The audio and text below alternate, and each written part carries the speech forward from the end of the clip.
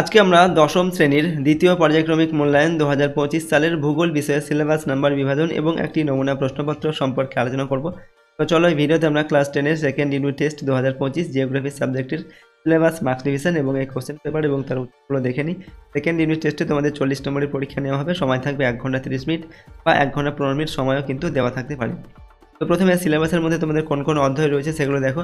প্রথম হচ্ছে প্রাকৃতিক ভূগোল থেকে 2 নম্বর যে অধ্যায় বায়ুমণ্ডল, বাড়িমণ্ডল আর আঞ্চলিক ভূগোল থেকে রয়েছে ভারতের অর্থনৈতিক পরিবেশ। ওকে, এইগুলো তোমাদের সেকেন্ড ইউনিট টেস্টের পরীক্ষার জন্য পড়তে হবে। এরকম প্রশ্ন পরীক্ষা দেওয়া হবে। দেখো, প্রথমে তোমাদের সাধারণত 8টি MCQ প্রশ্ন দেওয়া থাকবে। 1 নম্বর মানের প্রশ্ন, এগুলো সঠিক উত্তর বেছে নিয়ে লিখতে হবে। ঠিক আছে, এগুলো বায়ুমণ্ডল থেকে সাধারণত 3টি থাকবে, বাড়িমণ্ডল থেকে 2টি এবং অর্থনৈতিক ভারতের যে অর্থনৈতিক পরিবেশ এই অধ্যায় এখান থেকে থাকবে 3টি, এরকম দেওয়া থাকবে। এরপর 8টি SAQ প্রশ্ন থাকবে। 1 নম্বর মানের প্রশ্ন, এগুলো সঠিক উত্তর, এগুলো এক কথায় উত্তর লিখতে হবে বা সত্য মিথ্যা নির্বাচন করতে হবে, শূন্যস্থান পূরণ করতে হবে। এরকম 8টা প্রশ্ন দেওয়া থাকবে। এগুলো 3টি তোমাদের বায়ুমণ্ডল থেকে থাকছে, 2টি হচ্ছে বাড়িমণ্ডল থেকে, 3টি থাকবে ভারতের অর্থনৈতিক পরিবেশ সেখান থেকে, এরকম করে দেওয়া থাকবে। আর 4টি 2 নম্বর মানের প্রশ্নের উত্তর লিখতে হবে, 4 দুগুণে 8 নম্বর। ওকে, এগুলো দেখো তোমাদের এই যে ভারতের অর্থনৈতিক পরিবেশ সেখান থেকে সাধারণত 2টি লিখতে হবে, বায়ুমণ্ডল থেকে 1টি প্রশ্ন উত্তর লিখতে হবে, বায়ুমণ্ডল থেকে 1টি লিখতে হবে। আর 3 নম্বর মানে 2টি প্রশ্নের উত্তর লিখতে হবে, 3 দুগুণে 6 নম্বর, এখানে এক্সট্রা প্রশ্ন দেওয়া থাকবে। 5 নম্বর মানেরও কিন্তু 2টি প্রশ্নের উত্তর লিখতে হবে, 5 দুগুণে 10 নম্বর, এখানেও এক্সট্রা প্রশ্ন দেওয়া থাকবে। তো এইরকম প্যাটার্নে টোটাল হচ্ছে 40 নম্বরের প্রশ্ন তোমাদের থাকবে। সেকেন্ড ইউনিট টেস্টে সময় থাকবে 1 ঘন্টা 30 মিনিট বা 1 ঘন্টা 15 মিনিট সময়ও থাকতে পারে। তো চলো আমরা এখন একটি কোশ্চেন পেপার এবং তার উত্তরগুলো দেখে নিই। প্রথম হচ্ছে বিভাগ কতে রয়েছে 1 নম্বর দাগে সঠিক উত্তরটি বেছে নাও। এখানে 8টি প্রশ্নের উত্তর লিখতে হবে। প্রশ্নের মান হচ্ছে 1 নম্বর করে 1 × 8 = 8। একের দাগে সমষ্ণ রেখাগুলিকে কল্পনা করা হয় অক্ষরেখায় সমান্তরালভাবে, অক্ষরেখার সমান্তরালভাবে, লম্বভাবে, তির্যকভাবে না স্পর্শকভাবে। তো সমষ্ণ রেখাগুলিকে কল্পনা করা হয় অক্ষরেখার সমান্তরালভাবে। 2 নম্বর হচ্ছে ভূপৃষ্ঠে প্রতি 1 ডিগ্রি অক্ষাংশ ভেদে বায়ুর উষ্ণতা হ্রাসের স্বাভাবিক হার 0.28 degree Celsius, 0.76 degree Celsius, 1.6 degree Celsius, 6.4 degree Celsius. তো ভূপৃষ্ঠে প্রতি 1 ডিগ্রি অক্ষাংশ ভেদে বায়ুর উষ্ণতার হ্রাসের যে স্বাভাবিক হার সেটা হচ্ছে 0.28 ডিগ্রি সেলসিয়াস। সম্পৃক্ত বায়ুর আপেক্ষিক আর্দ্রতার পরিমাণ 50%, 60%, 90%, 100%। সম্পৃক্ত বায়ুর আপেক্ষিক আর্দ্রতার পরিমাণ 100%। সমুদ্র স্রোত দক্ষিণ গোলার্ধে যে দিকে বাঁক নেয় সেটা ডান দিকে, বাম দিকে, উভয় দিকে না উত্তর দিকে। তো সমুদ্র স্রোত দক্ষিণ গোলার্ধে যে দিকে বাঁক নেয় সেটা হচ্ছে বাম দিকে বাঁক নেয়। কডাল শব্দের অর্থ নদী, জোয়ার, সমুদ্র, হ্রদ। কডাল শব্দের অর্থ হচ্ছে জোয়ার। চা রপ্তানিতে বিশ্বে ভারতের স্থান হচ্ছে প্রথম, তৃতীয়, তৃতীয় না চতুর্থ। তো চা রপ্তানিতে বিশ্বে ভারতের স্থান হচ্ছে চতুর্থ। 7 নম্বর হচ্ছে টিসকো কারখানা যে নদীর তীরে অবস্থিত সেটা হচ্ছে সুবর্ণরেখা ও খড়কাই, দামোদর, মহানদী, হুগলি। তো টিসকো কারখানা যে নদীর তীরে অবস্থিত সেটা হচ্ছে সুবর্ণরেখা ও খড়কাই। 8 নম্বর 2001 ও 2011 খ্রিস্টাব্দ পর্যন্ত ভারতের জনসংখ্যা বৃদ্ধির হার 21.07%, 19.64%, 17.64% না 1.64%। তো এখানে দেখো আমাদের 2001 থেকে 11 খ্রিস্টাব্দ পর্যন্ত ভারতের জনসংখ্যা বৃদ্ধির হার ছিল 17.64%। এরপর বিভাগ খতে হচ্ছে 2 নম্বর দাগে নিচের প্রশ্নগুলির নির্দেশ অনুযায়ী উত্তর দাও। এখানে 8টি প্রশ্নের উত্তর লিখতে হবে। প্রশ্নের মানে 1 নম্বর করে 1 × 8 = 8। 2-1 দাগে হচ্ছে অ্যানিমোমিটার দ্বারা বাষ্পীভবন মাপা হয়, সত্য না মিথ্যা নির্বাচন করতে হবে। যেটা মিথ্যা, অ্যানিমোমিটার দ্বারা বায়ুর গতিবেগ মাপা হয়। এরপর হচ্ছে হিমপ্রাচীর দেখা যায় কোন মহাসাগরে? আটলান্টিক মহাসাগরে হিমপ্রাচীর দেখা যায়। বিশ্ব ওজোন স্তর সুরক্ষা দিবস হচ্ছে 16 সেপ্টেম্বর। এটা সত্য না মিথ্যা? এটা হচ্ছে সত্য। এরপর মরাকোটাল দেখা যায় যখন চন্দ্র ও সূর্য পরস্পরের ড্যাশ অবস্থায় থাকে। তো মরাকোটাল দেখা যায় যখন চন্দ্র আর সূর্য পরস্পর সমকোণে থাকে। ব্রাজিল স্রোতের সৃষ্টি হয় দক্ষিণ নিরক্ষীয় স্রোত থেকে, সত্য না মিথ্যা? এটা হবে সত্য। ড্যাশকে দক্ষিণ ভারতের ম্যানচেস্টার বলা হয়, শূন্যস্থান পূরণ করতে হবে। তো কোয়েম্বাটোরকে দক্ষিণ ভারতের ম্যানচেস্টার বলা হয়। এরপর ভারতের কার্পাস গবেষণা কেন্দ্রটি ড্যাশ শহরে অবস্থিত। তো ভারতের কার্পাস গবেষণা কেন্দ্রটি মহারাষ্ট্রের নাগপুরে অবস্থিত। 2-8 নম্বর হচ্ছে লিঙ্গ অনুপাত কি? তো জনসংখ্যার হিসাবে প্রতি 1000 পুরুষে নারী সংখ্যার অনুপাতকে লিঙ্গ অনুপাত বলা হয়। বিভাগ গয়ে সংক্ষেপে ব্যাখ্যা করো বিকল্প প্রশ্নগুলি লক্ষণীয়, প্রশ্নের মান 2 করে 4টি প্রশ্নের উত্তর লিখতে হবে। 4 দুগুণে 8 নম্বর দেওয়া আছে। 4-1 থেকে জেট বায়ু কাকে বলে? তো ঊর্ধ্ব ট্রপোস্ফিয়ারে প্রবাহিত অত্যন্ত শীতল, দ্রুত গতিসম্পন্ন, সংকীর্ণ সর্পিলাকার বায়ু প্রবাহকে জেট বায়ু বলে। অথবা আপেক্ষিক আর্দ্রতা কাকে বলে? তো আপেক্ষিক আর্দ্রতা বলতে বোঝায় নির্দিষ্ট তাপমাত্রায় বায়ুতে বিদ্যমান জলীয় বাষ্পের পরিমাণ এবং একই তাপমাত্রায় একই পরিমাণ বায়ুকে সম্পৃক্ত করতে প্রয়োজনীয় জলীয় বাষ্পের পরিমাণের অনুপাত। আপেক্ষিক আর্দ্রতা শতাংশে প্রকাশ করা হয়। 2 নম্বর হচ্ছে হিমপ্রাচীর অঞ্চলে আবহাওয়া দুর্যোগপূর্ণ কেন? তো উত্তর আটলান্টিক মহাসাগরে সুমেরু অঞ্চল থেকে আগত লাব্রাডার স্রোতের শীতল ও গাঢ় সবুজ রঙের জল এবং উপসাগরীয় স্রোতের উষ্ণ ও গাঢ় নীল জল বেশ কিছু দূর পর্যন্ত পাশাপাশি কিন্তু বিপরীত দিকে প্রবাহিত হয়েছে। এই দুই বিপরীতমুখী স্রোতের মাঝে একটি নির্দিষ্ট সীমারেখা স্পষ্ট দেখা যায়। এই সীমারেখাকে হিমপ্রাচীর বলে। বিপরীতমুখী দুই সমুদ্র স্রোতের উষ্ণতার পার্থক্যের জন্য এই অঞ্চলে প্রায় ঘন কুয়াশা ও প্রবল ঝড় বৃষ্টি হয়। অথবা অ্যাপোজি ও পেরিজি কি? তো দেখো, অ্যাপোজি হচ্ছে চাঁদ এক উপবৃত্তাকার কক্ষপথে পৃথিবীকে প্রদক্ষিণ করে। এইভাবে প্রদক্ষিণের সময় পৃথিবী থেকে চাঁদের দূরত্ব যখন সর্বাধিক অর্থাৎ 4,07,000 কিলোমিটার হয় তাকে চাঁদের অ্যাপোজি বা অপসূর অবস্থান বা অপভু বলে। এই সময় চাঁদকে একটু ছোট ও কম উজ্জ্বল দেখায়। এই সময় যে জোয়ার হয় তাকে অ্যাপোজি বা অপভু জোয়ার বলে। এরপর হচ্ছে পেরিজি কিনা উপবৃত্তাকার কক্ষপথে পৃথিবীকে প্রদক্ষিণের সময় চাঁদ যখন পৃথিবীর সবচেয়ে কাছে 3,56,000 কিলোমিটার এই যে দূরত্ব এটা থাকে, তাদের এই সময়কে পেরিজি বা অনসূর অবস্থান বলে। কাছে থাকার জন্য এই সময় চাঁদকে প্রায় 14% বড় এবং প্রায় 25 গুণ উজ্জ্বল দেখায়। এই সময়ে সৃষ্ট জোয়ারকে পেরিজি বা অনুভ জোয়ার বলে।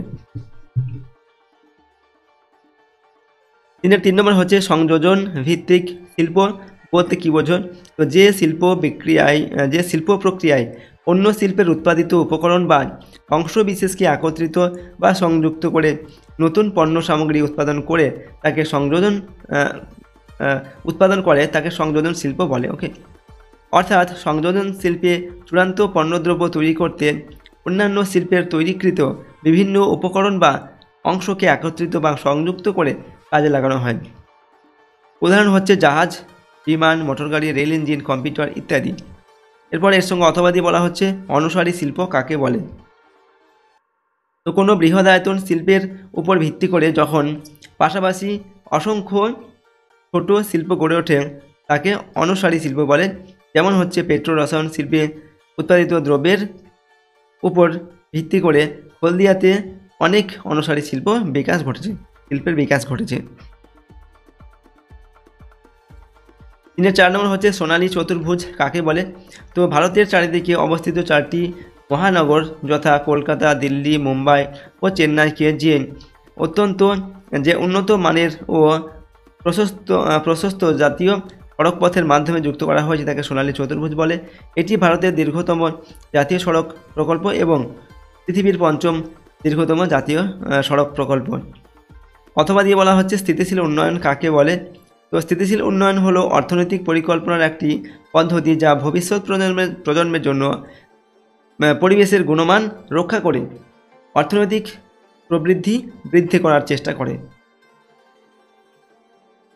বিভাগ ঘ 4 নম্বর থেকে নিচের প্রশ্নগুলোর উত্তর দেওয়া। এখানে প্রশ্নের মান 3 নম্বর করে এবং 2টির উত্তর লিখতে হবে। 3 দুগুণে 6 নম্বর দেওয়া আছে। আর 1-এ বলা হচ্ছে মৌসুমী জলবায়ু ও ভূমধ্যসাগরীয় জলবায়ুর মধ্যে পার্থক্য লেখন। তো দেখো 1 নম্বর আমরা লিখছি অক্ষাংশগত অবস্থান, ঠিক আছে। তো উত্তর গোলার্ধে 10 ডিগ্রি থেকে 25 ডিগ্রি অক্ষরেখার মধ্যে এই মৌসুমী জলবায়ু পরিলক্ষিত হয়, আর উত্তর গোলার্ধে 30 ডিগ্রি থেকে 35 ডিগ্রি অক্ষরেখার মধ্যে এই ভূমধ্যসাগরীয় জলবায়ু পরিলক্ষিত হয়। ওকে, এটা হচ্ছে ভূমধ্যসাগরীয় জলবায়ু এবং মৌসুমী জলবায়ুর মধ্যে অক্ষাংশগত পার্থক্য। 2 নম্বর হচ্ছে প্রধান অঞ্চল। তো মৌসুমী জলবায়ুর প্রধান অঞ্চল হচ্ছে ভারতীয় উপমহাদেশ, আর ভূমধ্যসাগরীয় জলবায়ুর প্রধান অঞ্চল হচ্ছে ভূমধ্যসাগরের তীরবর্তী অঞ্চল। 3 নম্বর পার্থক্য বায়ুর চাপ। তো মৌসুমী জলবায়ু অঞ্চলে স্থানভেদে ও ঋতুভেদে বায়ুর চাপের তারতম্য লক্ষ্য করা যায়। ভূমধ্যসাগরীয় জলবায়ু অঞ্চল উপক্রান্তীয় উচ্চচাপ বিশিষ্ট অঞ্চলের অন্তর্গত। অথবা ক্রান্তীয় ঘূর্ণপাত ও নাতিশীতোষ্ণ ঘূর্ণপাতের মধ্যে পার্থক্য লেখন। তো 1 নম্বর হচ্ছে অবস্থান অনুসারে এদের পার্থক্য হচ্ছে ক্রান্তীয় ঘূর্ণপাত ক্রান্তীয় অঞ্চলে সাধারণত 5 ডিগ্রি থেকে 25 ডিগ্রি অক্ষাংশের মধ্যে সংঘটিত হয়, আর নাতিশীতোষ্ণ ঘূর্ণপাত নাতিশীতোষ্ণ অঞ্চলে সাধারণত 35 ডিগ্রি থেকে 65 ডিগ্রি অক্ষাংশের মধ্যে সংঘটিত হয়। 2 নম্বর পার্থক্য হচ্ছে উৎপত্তি স্থল অনুসারে ক্রান্তীয় ঘূর্ণপাতের উৎপত্তি হয় সমুদ্রের ওপর, আর নাতিশীতোষ্ণ ঘূর্ণপাতের অধিকাংশ ক্ষেত্রে স্থলভাগে এই সমুদ্রের ওপরও সৃষ্টি হয়। 3 নম্বর পার্থক্য হচ্ছে এদের ব্যাস। ক্রান্তীয় ঘূর্ণপাতের ব্যাস 100 মিটার থেকে সর্বাধিক 700 কিলোমিটার পর্যন্ত হয়। নাতিশীতোষ্ণ ঘূর্ণপাতের ব্যাস 200 কিলোমিটার থেকে সর্বাধিক 3000 কিলোমিটার পর্যন্ত হয়। তাহলে 2 নম্বর, দুটি মুখ্য জোয়ারের মধ্যে সময়গত ব্যবধান কত থাকে এবং কেন? দুটি মুখ্য জোয়ারের মধ্যে সময়গত ব্যবধান থাকে 24 ঘন্টা 52 মিনিট। পৃথিবীর যে কোনো স্থান 24 ঘন্টা 52 মিনিট পর একবার করে তাদের সামনে আসে, তাই প্রতিটি মুখ্য জোয়ার 24 ঘন্টা 52 মিনিট পরে অনুষ্ঠিত হয়। কোনো নির্দিষ্ট স্থানে নির্দিষ্ট একটি সময়ে মুখ্য জোয়ার হওয়ার 12 ঘন্টা 26 মিনিট পরে সেখানে গৌণ জোয়ার হয়, এবং গৌণ জোয়ারের 24 ঘন্টা 52 মিনিট পর সেখানে আবার মুখ্য জোয়ার হয়। মুখ্য জোয়ারের 24 ঘন্টা 52 মিনিট পর সেখানে আবার মুখ্য জোয়ার হয়। ঠিক আছে, তো দেখো পরের প্রশ্নটা রয়েছে অথবা দিয়ে সমুদ্র স্রোতের 3টি প্রভাব আলোচনা করো। তো 1 নম্বর হচ্ছে মগ্ন চড়া সৃষ্টি। শীতল স্রোতের সঙ্গে ভেসে আসা হিমশৈল উষ্ণ স্রোতের সংস্পর্শে এসে গলে যায়, ফলে হিমশৈলের মধ্যে থাকা পাথর, নুড়ি, বালি প্রভৃতি সমুদ্র বক্ষে দীর্ঘকাল ধরে জমতে উঁচু হয়ে মগ্ন চড়ার সৃষ্টি করে। 2 নম্বর হচ্ছে উপকূলের জলবায়ুর নিয়ন্ত্রণ। সমুদ্র স্রোত উপকূলের জলবায়ুর উপর বিভিন্নভাবে প্রভাব বিস্তার করে। 3 নম্বর হচ্ছে কুয়াশা ও ঝড় ঝঞ্ঝা। যেসব অঞ্চলে উষ্ণ ও শীতল স্রোতের মিলন ঘটে সেখানে উষ্ণতার তারতম্যের জন্য ঘন কুয়াশার সৃষ্টি হয় এবং প্রবল ঝড়ঝঞ্ঝা হয়, ফলে সেখানে জাহাজ ও বিমান চলাচলে অসুবিধার সৃষ্টি হয়। উদাহরণ হচ্ছে নিউফাউন্ডল্যান্ড উপকূল। এরপর হচ্ছে বিভাগ অঙ্গতে 5 নম্বর থেকে নিচের প্রশ্নগুলির বিস্তারিত উত্তর দাও। এখানে প্রশ্নের মান 5 নম্বর করে এবং 2টি প্রশ্নের উত্তর লিখতে হবে। 5 × 10 নম্বর। প্রথম 5-এর 1-এর দাগে নিচের যে কোনো একটি প্রশ্নের উত্তর দাও। প্রশ্নের মান হচ্ছে 1 × 5 = 5। 5-এর 1-এর 1 নম্বর দাগে বলা হচ্ছে বায়ুর চাপ বলয়ের সঙ্গে নিয়ত বায়ুর সম্পর্ক চিত্রসহ আলোচনা করো। 5-এর 1-এর 2 নম্বর হচ্ছে চিত্রসহ উষ্ণতার তারতম্য অনুসারে বায়ুমণ্ডলের শ্রেণীবিন্যাসের সংক্ষিপ্ত বিবরণ দাও। 5-এর 2 নম্বর নিচের যে কোনো একটি প্রশ্নের উত্তর দাও। 5 × 1 অর্থাৎ প্রশ্নের মান 5 নম্বর। 5-এর 2-এর 1-এর প্রশ্ন হচ্ছে ভারতের কৃষিকাজের মূল বৈশিষ্ট্য আলোচনা করো। 5-এর 2-এর 2 নম্বর পূর্ব ভারতের লৌহ ইস্পাত শিল্পের কেন্দ্রীভবনের কারণগুলি সংক্ষেপে আলোচনা করো। ঠিক আছে, তো এগুলো হচ্ছে তোমাদের 5 নম্বর মানের প্রশ্ন। এগুলো ভালোভাবে কিন্তু তোমরা উত্তরগুলো বই থেকে দেখে নেবে। তো দেখো আজকে আমরা তোমাদের ক্লাস 10-এর দ্বিতীয় পর্যায়ক্রমিক মূল্যায়ন বা সেকেন্ড ইউনিট টেস্টের জিওগ্রাফি সাবজেক্টের সিলেবাস নাম্বার বিভাজন এবং একটি নমুনা প্রশ্নপত্রের উত্তর আমরা এখানে আলোচনা করলাম। প্রশ্নোত্তরগুলো অবশ্যই তোমরা ভালোভাবে মুখস্থ করবে এবং প্র্যাকটিস করবে, আর তোমাদের সিলেবাসের মধ্যে যে অধ্যায়গুলো রয়েছে সেই অধ্যায়গুলো কিন্তু ভালোভাবে তোমরা করে নেবে। এবং আমাদের চ্যানেল নতুন হয়ে থাকলে চ্যানেলটিকে অবশ্যই সাবস্ক্রাইব করবে, পাশের বেল আইকনে প্রেস করে অল অপশানটিকে সিলেক্ট করবে।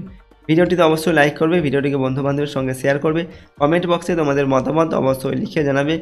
আর তো চলো আজকে আমরা এই ভিডিওটিকে এখানেই শেষ করছি। সম্পূর্ণ ভিডিওটি দেখার জন্য অসংখ্য ধন্যবাদ।